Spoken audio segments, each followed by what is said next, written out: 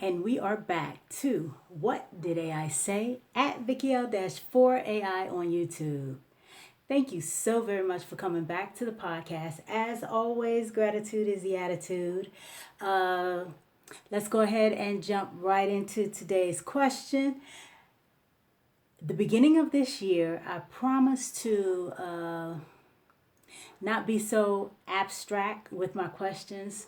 So I'm trying to keep current with some of the online trends and some of the news that goes on throughout the world and within our country, the U.S.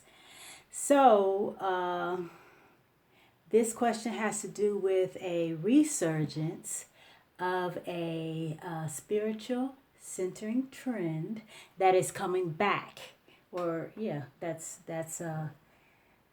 coming back to the masses. So let's go ahead and get the basics from AI. Let's see what Chatgpt and Deepseek had to say. Okay, here is today's question. What is Kundalini and where did it originate? We're starting with ChatGPT's answer.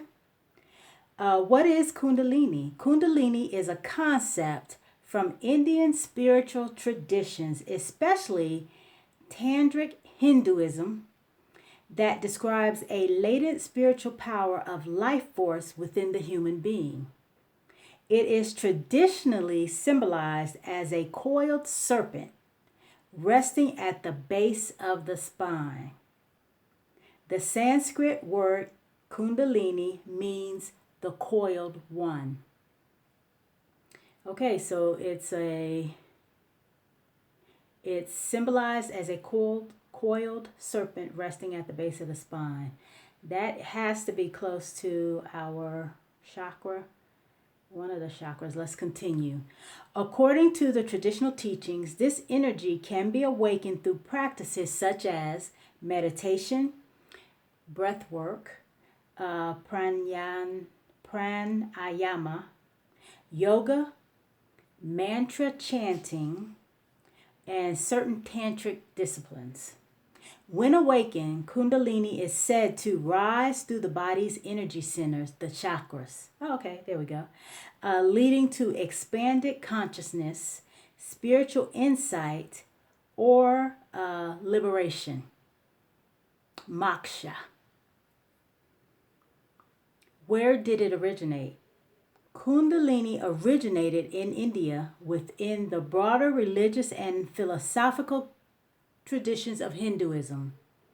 The concept is most strongly associated with Tantra, Shaktism, Shaivism. Scholars generally agree that the fully developed Kundalini doctrine emerged in medieval tantric traditions.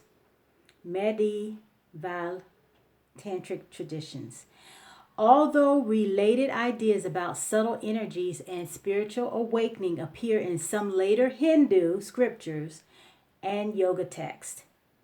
Historical development. Early Indian traditions, ideas about subtle energies, breath, consciousness, and spiritual transformation appear in the ancient Upanishads, composed roughly between 800 BCE and 300 BCE. Some sources trace early references to Kundalini-like concepts to these texts. Tantra, roughly 500 to 1200 CE.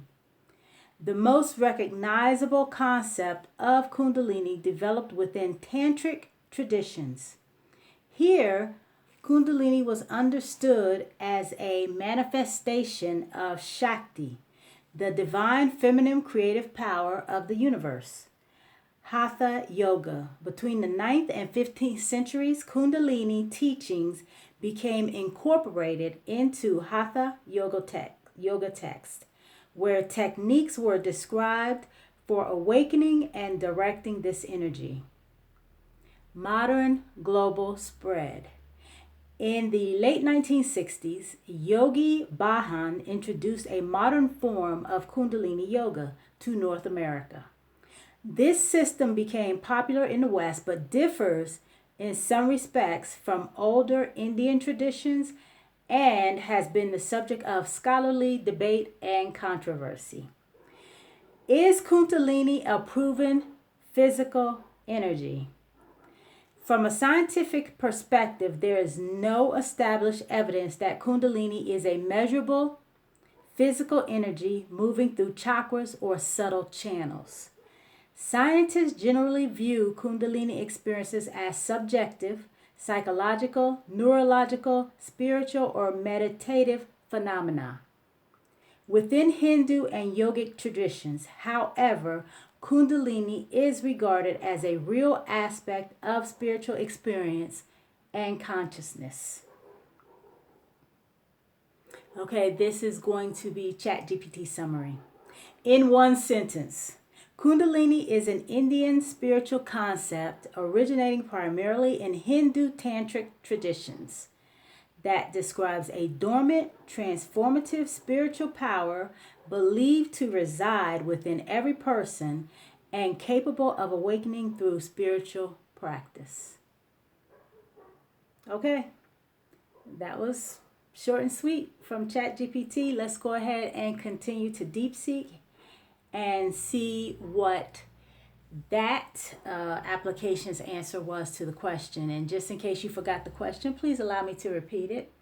What is Kundalini and where did it originate? Okay, Deepseek's answer. Kundalini is often described as a powerful, dormant energy located at the base of the spine, typically visualized as a coiled serpent. Okay, ChatGPT told us that. Let's continue. The word itself comes from the Sanskrit term meaning coiled. In spiritual practice, the goal is to awaken this energy, guiding it up through the body's chakras to reach the crown of the head. An experience said to lead to deep states of bliss, enlightenment, and union with divine consciousness. Now, ChatGPT told us about the divine consciousness, but it did not say anything about the deep states of bliss and enlightenment, or also that it is to be guided up through the chakras of the body to the crown. So that's very interesting. While the core idea of a subtle life energy is very ancient, the specific concept of Kundalini as we know it today has a more traceable history that is best understood in stages. Okay, this is going to be good. Okay, early beginnings. The Upanishads, c. 800 to 500 BCE. The earliest written records of ideas related to Kundalini appear in the Upanishads. I hope I'm saying that correctly. A collection of ancient Hindu philosophical texts composed roughly between 800 and 500 BCE. However, it's widely believed that oral traditions describing these concepts likely existed even before this time. So basically, it could have existed, but it wasn't written yet. Okay, medieval development, tantras and serpent power. This is the 7th through the 16th century, c. 7th through 16th century. The fully developed concept of Kundalini as serpent power originated in the rich philosophical environment of medieval tantric traditions in South Asia. Okay, we heard that from ChatGPT as well. The term first appears in texts like the, I am definitely going to butcher this, Vachanda Tantra, a core tantric scripture from the 7th century. Please forgive me. During this period, the model was further refined and became central to Hatha Yoga, which sought to awaken this energy through physical postures. By the 15th and 16th centuries, Kundalini was a well-established technical term in texts like the Yoga Upanishads. Okay, moving on to modern popularization, a global phenomena, 20th century. The 20th century. The journey of Kundalini from an esoteric concept to a global phenomenon is the most recent chapter in its history. Like I said, it's making a resurgence. The Theosophical Society, which is late 19th century, the first major wave of interest in the West was sparked by the Theosophical Society, whose South Asian members translated key tantric texts introducing Kundalini to a Western audience. The birth of Kundalini Yoga, 1968. Wow, I didn't know that it had been around that long. The practice was largely secret for centuries. This could be why not a lot of people knew. But in 1968, Yogi Bhajan publicly introduced Kundalini Yoga to the Western world. He believed this practice could help people improve their well-being and experience a different state of consciousness. A defining moment, Gopi Krishna, 1967. The concept was further catapulted into the global spotlight by Gopi Krishna, an Indian author. His 1967 book, Kundalini, The First Evolutionary Energy in Man, was a first-person account of his own spontaneous awakening in 1937. He framed this intensely transformative experience as a universal and evolutionary potential within every human being. Okay. Here's Deepseek's final thought. Hope this helps you understand the rich history of Kundalini. If you are interested in learning more about its associated practices or chakra systems, it can do a deeper dive for you.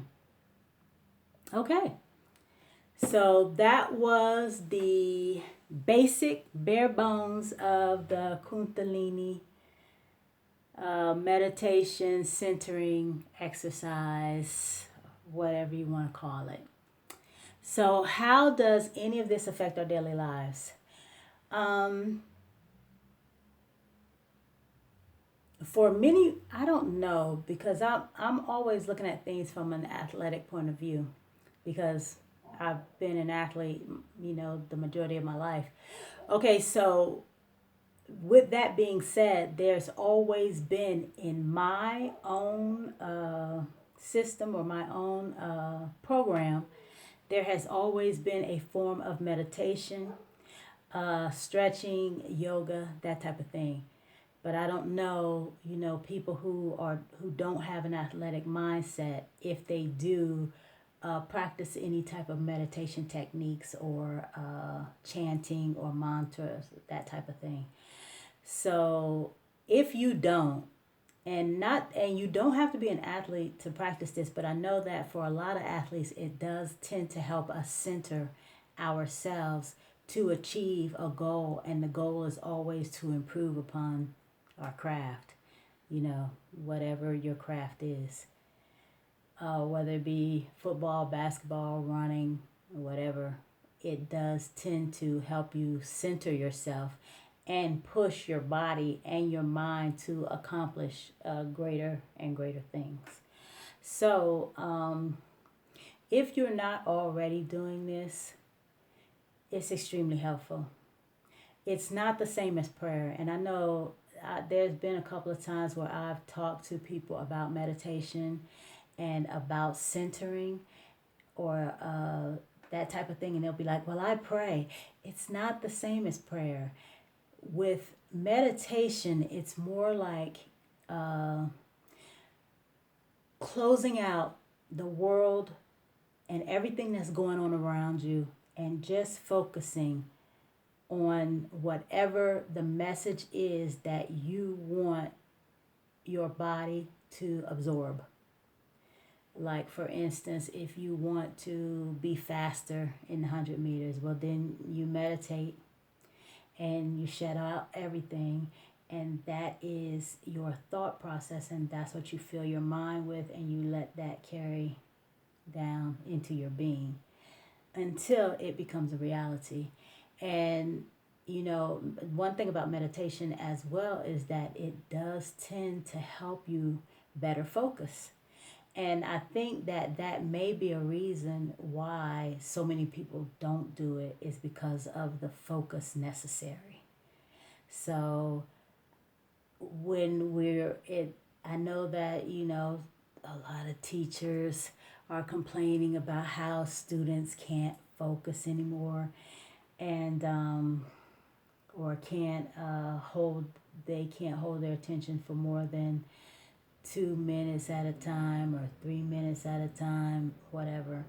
And that's unfortunate, because that's one thing that meditation does, is it does help you to better focus. So if Kundalini is not your thing, there are many other different techniques out there for meditation and for mantras and for just clearing out your mind and your spirit and rejuvenating your inner energy. So, okay. That's all I needed to say about that. Let's go ahead and move on to our positive saying for this episode. Let's hope it's a positive saying. Let's see what we got today. Okay. Oh boy. Oh boy. This is a saying that comes from George S. Patton, old blood and guts himself, from World War II era. Okay, what did he say that I thought was interesting enough to write down? Oh yeah, this is good, because I'm definitely not a fan, but this is a good saying. Okay, success is how high you bounce when you hit bottom. That's a good one. Okay, so George S. Patton said success is how high you bounce when you hit bottom. All right, that's a good one. Okay, that's it for today's episode. I think it was episode number 104. I don't know if I mentioned that or not. I don't remember that I did. But episode 104.